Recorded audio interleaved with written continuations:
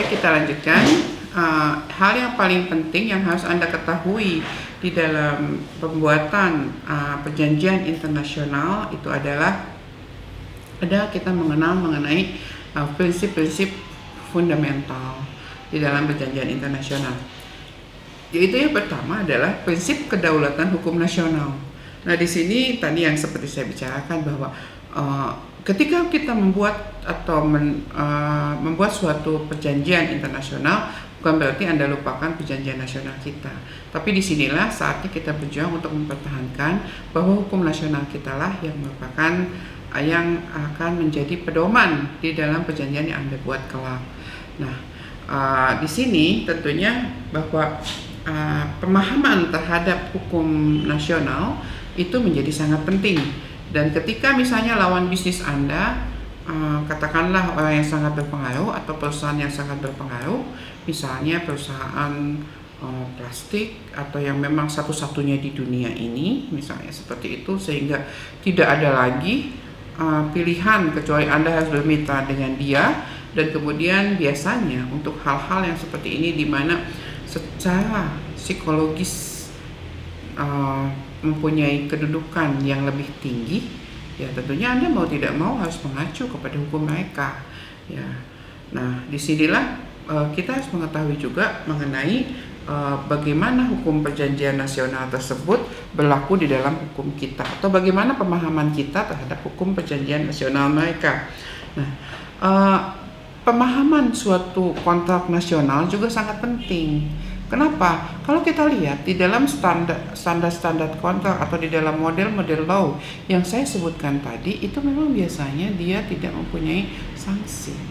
Artinya dia bersifat sebagai soft law. Tapi sanksi itu biasanya ada di dalam suatu hukum nasional. Sehingga harus Anda ketahui bahwa mengenai misalnya pertama, keabsahan suatu kontrak. Apakah kontrak yang kita buat ini sudah sah atau tidak? Di dalam hukum Indonesia kita lihat bahwa keabsahan suatu kontrak itu Anda lihat kepada 1320 Kitab Undang-Undang Hukum Perdata. Kemudian di dalam keabsahan suatu kontrak di dalam perjanjian common law system itu lebih mengacu kepada consideration, kepada over and acceptance misalnya, kepada legality, kepada apakah kontrak tersebut dapat dilaksanakan secara hukum atau foreseeable atau tidak. Nah, ini sesuatu hal yang mungkin tidak ada di dalam hukum kita, akan tetapi mau tidak mau kita harus mengkonvert itu atau kita harus mengkonvergensikan kepentingan-kepentingan hukum mereka di dalam perjanjian kita. Dan kemudian selain keabsahan suatu perjanjian, kontrak nasional juga akan mengingatkan kepada kita apakah ada syarat tertentu yang harus dibuat oleh para pihak di dalam membuat suatu perjanjian tersebut. Ya, misalnya apakah di dalam hukum nasional kita, hukum asuransi kita sangat menjunjung tinggi adanya itikat baik, good faith. Yang sebetulnya di dalam negara-negara common law system, good faith ini sudah tidak lagi diakui. Mereka lebih kepada bentuk fairness, ya, kepada bentuk suatu kewajaran atau tidak. Nah, itu tentu hal yang sangat penting untuk Anda ketahui. Apakah ada syarat yang harus dipenuhi ketika kita melakukan suatu perjanjian dengan negara tertentu. Nah, kemudian selain itu juga tentunya pemahaman suatu bahasa itu memang sangat penting. Karenanya biasanya memang hukum perjanjian internasional itu dibuat dalam bahasa Inggris sebagai lingua franca. Ya. Nah, ada lagi selain prinsip kedaulatan hukum nasional yang harus kita pentingkan ini adalah prinsip kebebasan berkontrak atau party autonomy. Ya, yang di dalam hukum internasional kita lihat adanya freedom of contract ini merupakan prinsip universal yang ada di dalam perjanjian internasional.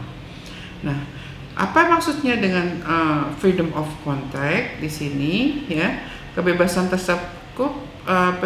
tersebut mencakup suatu bidang hukum yang sangat luas, yaitu misalnya kebebasan untuk menyantumkan jenis kontrak, ya, standar kontrak yang mana, kebebasan juga untuk memilih forum penyelesaian sengketa, atau kebebasan untuk memilih hukum mana yang akan diberlakukan. Nah, kemudian yang selanjutnya adalah fakta sunt servanda, ya. Fakta sunt servanda ini adalah mensyaratkan adanya kesepakatan atau kontrak yang ditandatangani harus dilakukan dengan sebaik-baiknya. Ini memang yang tadi saya katakan bahwa fakta sunt servanda ini lebih condong kepada civil law system, sementara tadi kebebasan berkontrak itu lebih kepada common law system. Kemudian juga prinsip dasar penyelesaian sengketa melalui arbitrase. Ini memang terdengar agak ganjil. Akan tetapi arbitrase di dalam perdagangan internasional adalah makin lama merupakan suatu forum penyelesaian sengketa yang sangat umum untuk digunakan, ya. Sehingga Anda juga wajib untuk mengetahui klausul arbitrase di dalam suatu kontrak bisnis, ya. Nah, kemudian kalau menurut Bahwala Adolf, ya, di dalam bukunya ada lagi bahwa prinsip dasar ini adalah kebebasan komunikasi, ya. Kebebasan komunikasi ini adalah prinsip dasar yang dikenal di dalam hukum ekonomi internasional, yaitu kebebasan untuk berkomunikasi dalam pengertian luas, termasuk di dalamnya kebebasan navigasi. Apa itu kebebasan navigasi? Kebebasan navigasi ini adalah kebebasan para pihak untuk berkomunikasi dengan pihak siapapun dengan berbagai sarana navigasi atau komunikasi, baik di darat, laut, dan udara, atau melalui elektronik. Tentunya sekarang memang zaman sudah kepada disrupsi elektronik, maka dia pasti akan lebih dicantumkan mengenai bagaimana kelayakan seseorang untuk melakukan komunikasi perjanjian tersebut dengan memakai sarana elektronik, ya. Kebebasan ini sangat esensial bagi terlaksananya perdagangan internasional, terutama untuk perjanjian-perjanjian yang sifatnya memang sangat rumit atau kompleks, ya. Nah, kemudian juga di dalam hal yang harus kita lakukan adalah adanya choice of law atau pilihan hukum tadi. Pilihan hukum yang akan menjadi dasar di dalam kontrak tersebut, ya. Nah, untuk menghadapi masalah ini adalah memang ada 3, ya. Tadi kalau kita mengagung-agungkan kepada hukum nasional, maka di dalam hukum ini adalah ada 3 hal yang harus kita lakukan di dalam bernegosiasi. Misalnya yang pertama adalah para pihak sepakat untuk tidak menerapkan hukum nasionalnya. Saya orang Indonesia, barangkali saya juga tidak akan mau untuk mengacu kepada hukum Malaysia ketika saya menandatangani suatu MOU misalnya. Dan kemudian yang keduanya, apabila dalam perdagangan internasional tidak disepakati, maka hukum nasional tertentulah yang dapat digunakan. Nah, maka di sini akan menggunakan suatu choice of law. Choice of law ini adalah pilihan yang disepakati oleh para pihak yang dituangkan di dalam perjanjian mereka tersebut. Nah, di sini ada lagi yang ketiga adalah untuk unifikasi dan harmonisasi. Nah, harmonisasi ini tentunya kita akan memakai tadi standar kontrak yang diberlakukan, seperti apakah kita memakai UNIDROIT, CISG, atau kita memakai UNCITRAL, ICC, ya, atau FIDIC Convention dan sebagainya. Nah, itu yang harus kita perhatikan di dalam pembuatan perjanjian internasional. Sehingga kontrak internasional ini adalah suatu kontrak yang memang dia sangat interdisipliner.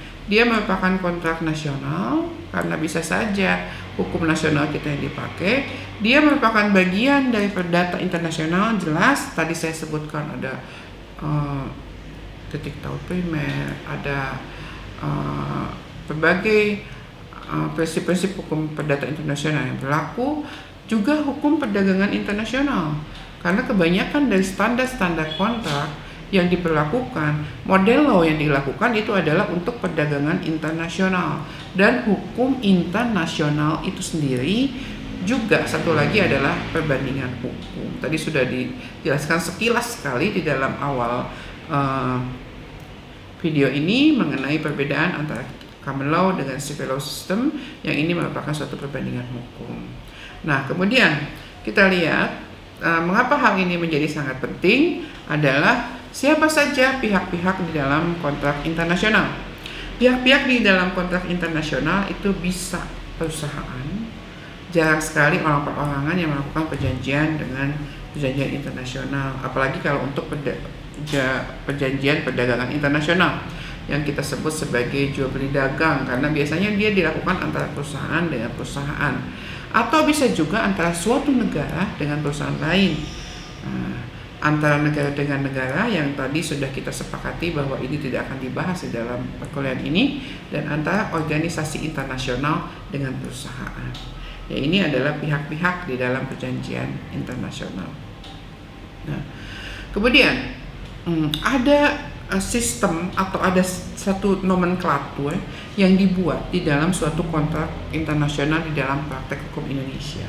Artinya biasanya ya, di dalam suatu kontrak internasional itu dia tidak dibuat sekaligus, tapi biasanya diberikan dengan tahapan-tahapan. Yang pertama, tahapan ini adalah letter of intent atau LOI. Kemudian tahapan yang kedua adalah Memorandum of Understanding atau MOU, dan yang ketiganya adalah Memorandum of Agreement. Ya.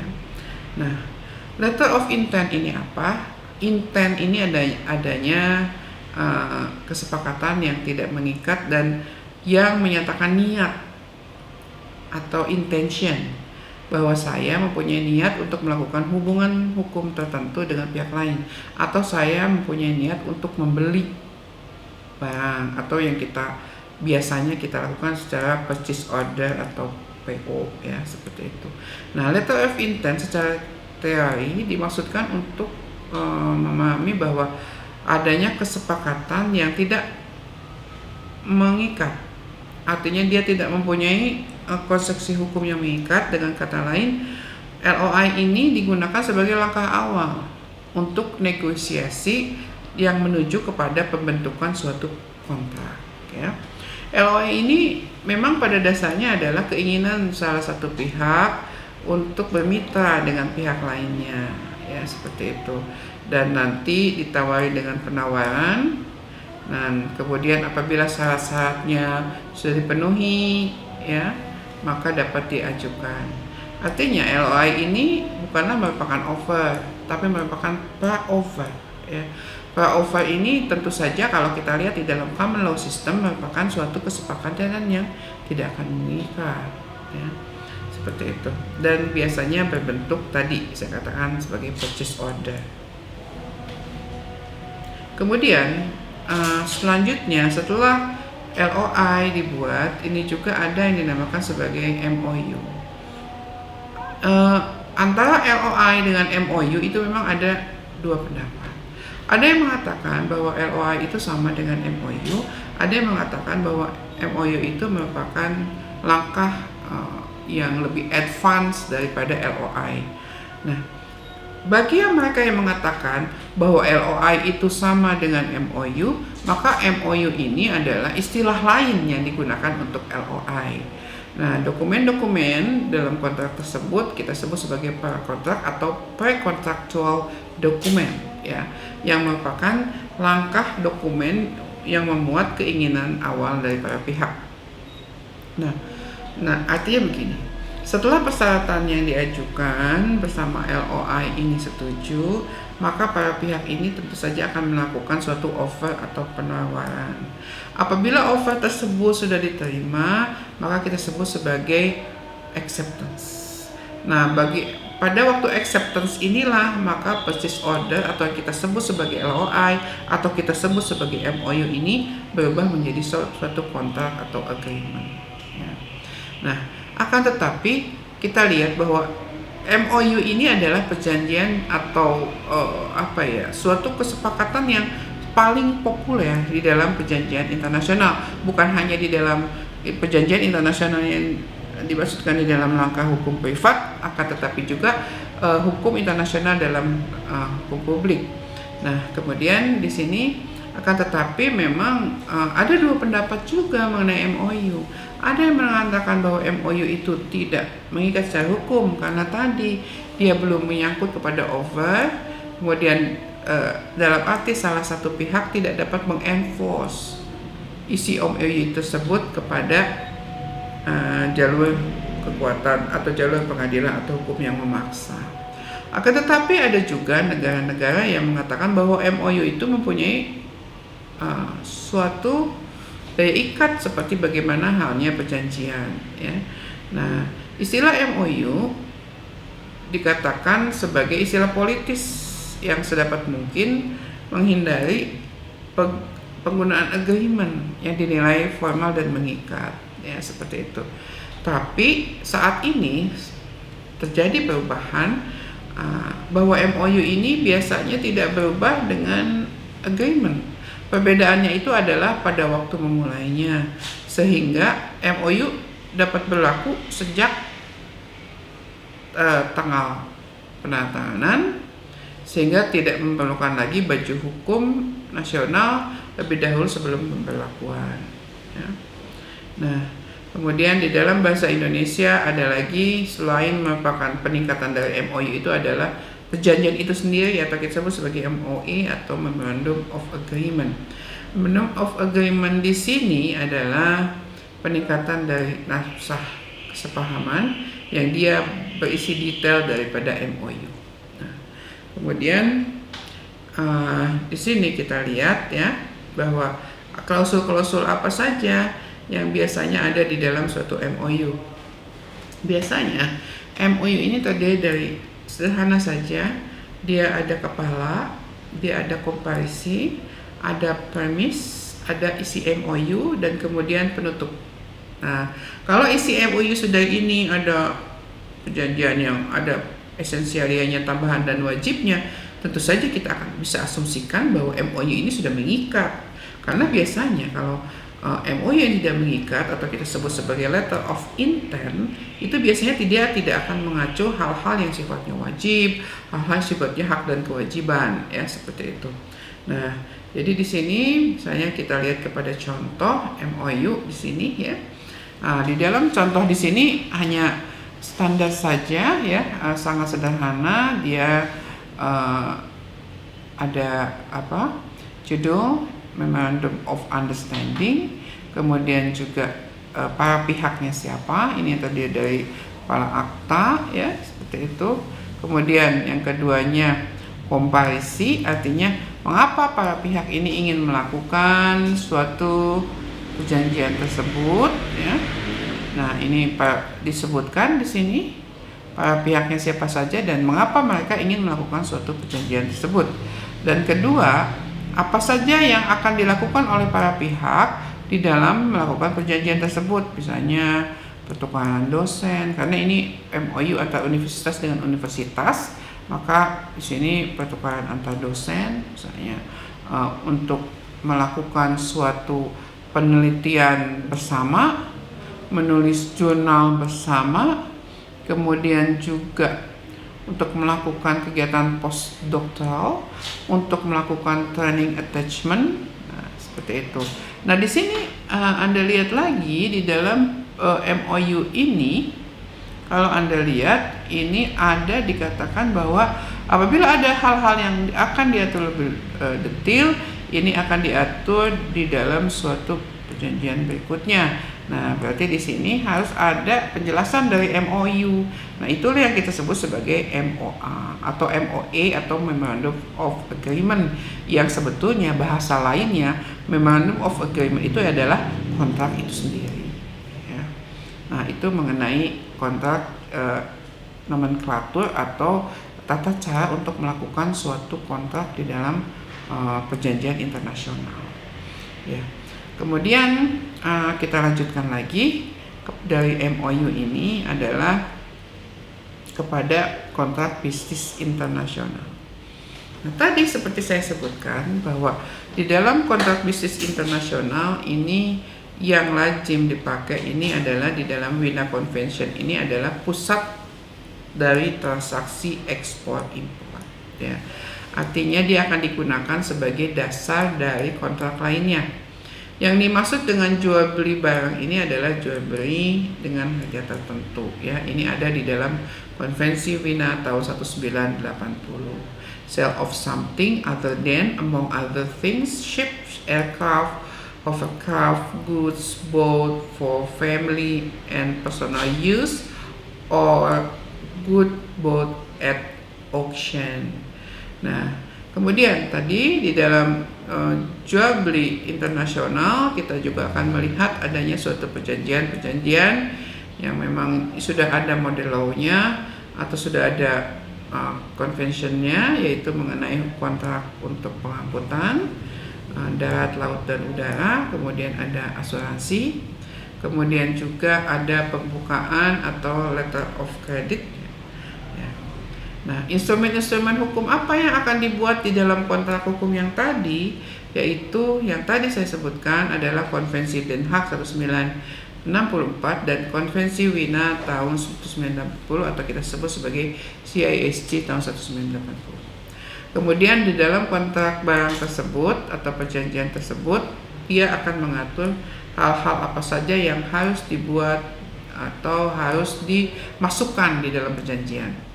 Di dalam ICC yang mengatur mengenai model International Sale Contract tahun 1997 itu memuat dua bagian.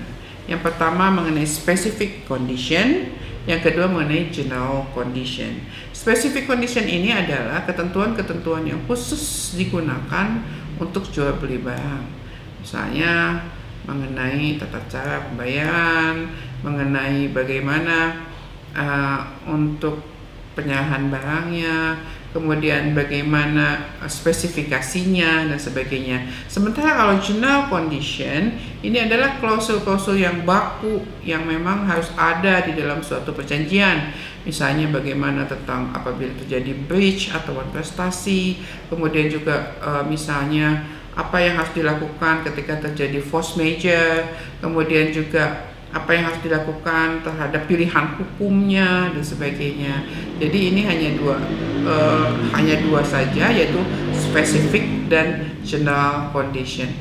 Nah, kemudian ini klausul-klausul yang ada di dalam hal tersebut, maka kita akan bagi dua, ya. Dimana yang spesifik ini adalah tentang judul, tanggal, dan identitas para pihak. Nanti akan saya jelaskan di dalam video berikutnya, ya, mengenai tanggal, judul, identitas para pihak. Artinya memang cukup sederhana, ya, karena ini hanya mengenai perjanjian jual beli barang. Kemudian deskripsi mengenai barang dan harga. Jadi spesifikasinya seperti apa, dan biasanya apabila barang tersebut memang mengangkut mengenai masalah-masalah yang lebih kompleks, dia akan biasanya dibuat dalam satu appendix atau yang kita sebut sebagai lampiran. Kemudian harga juga memang harus pasti, ya, karena misalnya harga jual pada saat ini, katakanlah pada saat ini Indonesia mengalami pelemahan terhadap dolar. Nah, apabila dilaksanakan pada saat ini perjanjiannya, nah, apakah pada pembayaran disesuaikan dengan kurs dolar pada saat ini atau nanti pada saat pembayaran? Nah, itu juga harus pasti, ya. Kemudian bagaimana tata cara pembayaran? Apakah cash in advance atau pembayarannya misalnya dengan collection, atau misalnya pembayarannya dilakukan dengan melalui letter of credit atau LC dan sebagainya. Dan kemudian tempat pengiriman barang dan tanggal. Nah, tempat pengiriman barang dan tanggal ini kita akan lihat kepada bill of lading-nya, tetap tentang surat pengirimannya. Jadi di dalam sale of good ini akan ada berbagai dokumen. Misalnya bill of lading mengatakan barang akan dikirim pada tanggal 17 Agustus tahun 2020, ya, seperti itu. Dan bagaimana cara pengirimannya? Cara pengirimannya, dan kemudian bagaimana barang tersebut akan diterima oleh para pihak. Nah, kemudian asuransi. asuransi juga menjadi hal yang sangat penting di dalam perjanjian ini. Walaupun sama prinsipnya bahwa asuransi ini tidak akan melepaskan tanggung jawab dari penjual. Nah, kemudian adanya dokumentasi dan inspeksi.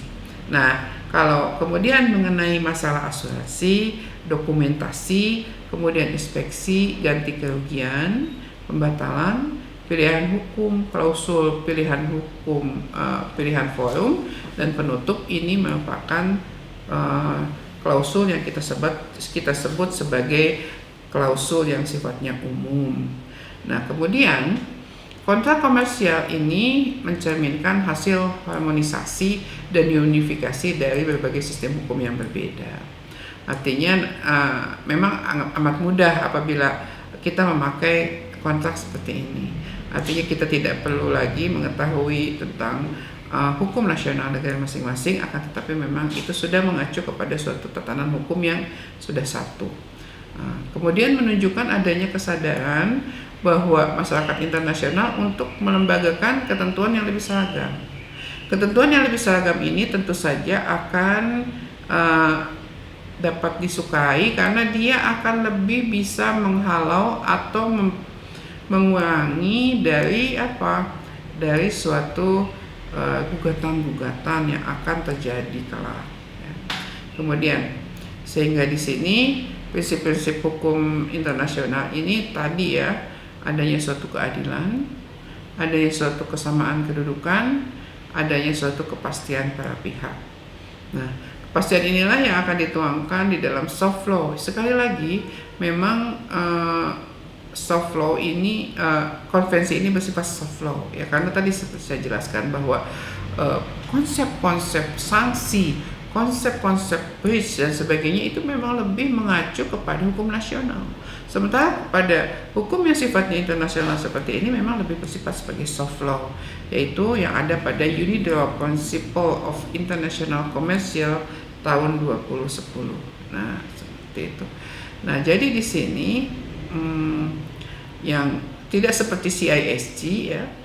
Di sini Cina, Rusia, bahkan Amerika Serikat telah menjadi anggota dari UNIDROIT of International Commercial Contract tersebut ya.